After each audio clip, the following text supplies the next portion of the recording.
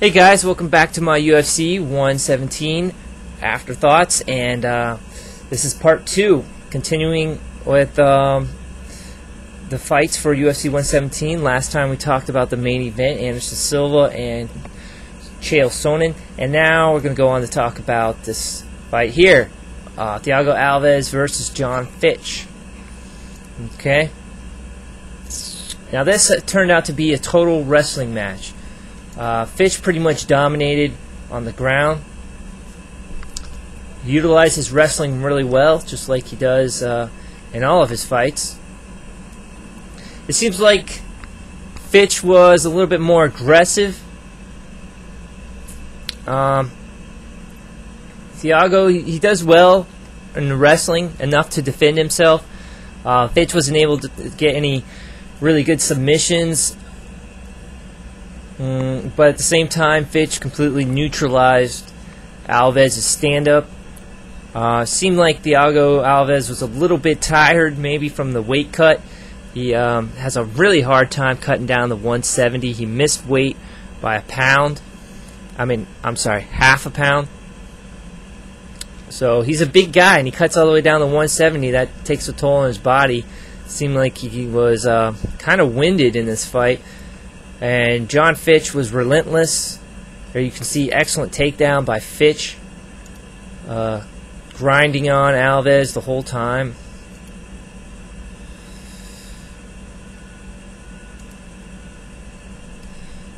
Yeah, but I was disappointed that neither one of these guys could finish each other.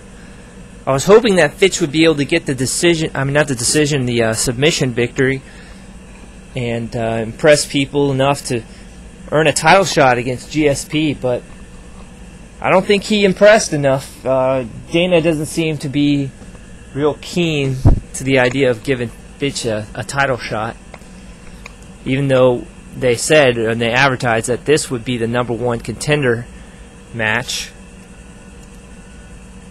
Yeah, Fitch, he doesn't pull out these finishes very often. He tries, but he mostly goes for the decision win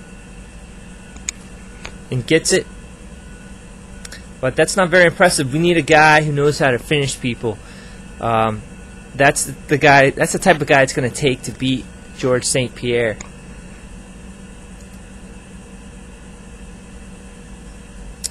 Yeah, but this fight was very competitive. I think it was evenly matched, just about, with the exception of Fitch having better wrestling.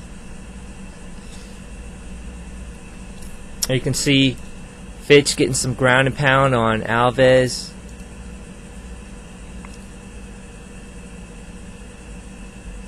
Yeah, John Fitch is tough to beat, man. That's why he's got to be ranked #2 overall in the 170 division.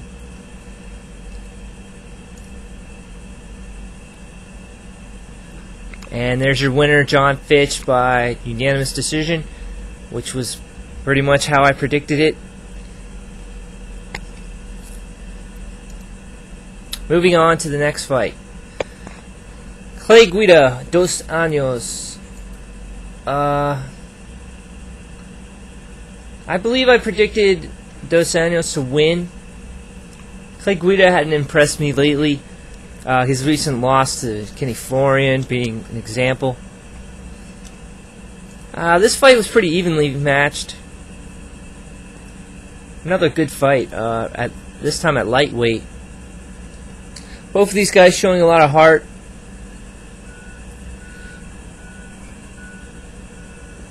Clay Guida, he's pretty fast, I have to say. And Guida was able to finish 2 años via submission. He had him pinned against the cage and just put pressure down on his jaw with his forearm. So he used his forearm to put pressure on the jaw, and apparently 2 años had a broken jaw or injured jaw. It was enough to make him quit. But good fight, good performance by both guys. Let's move on to the next fight. Ricardo Almeida versus Matt Hughes. And there you can see Almeida with the kick. Nice block by Hughes. This fight didn't last long, that's for sure. You know, that it was surprising to me. I thought that this one would go all 3 rounds. Almeida looked to have the size advantage, definitely the age advantage, younger, probably faster. But Hughes, wow, he just saw an opening and took it immediately. Was able to punch Almeida right in the face, knocked him backwards. Hughes ran in for the finish, for the submission. Was able to hook on a guillotine, as you can see right here.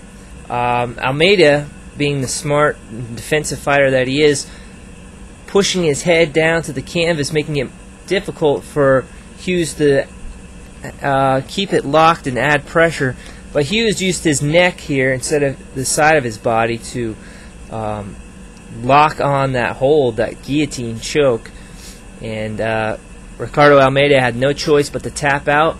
A quick and impressive victory for Matt Hughes, solidifying him in the Hall of Fame. Yeah, Hughes, he might not be that far away from a title shot. I'd like to see how he matches up against John Fitch. But a very impressive victory, and I think that earned him submission of the night. Alright, so I'm going to go ahead and end the video here and say thanks for watching, and don't miss part 3. See you next time.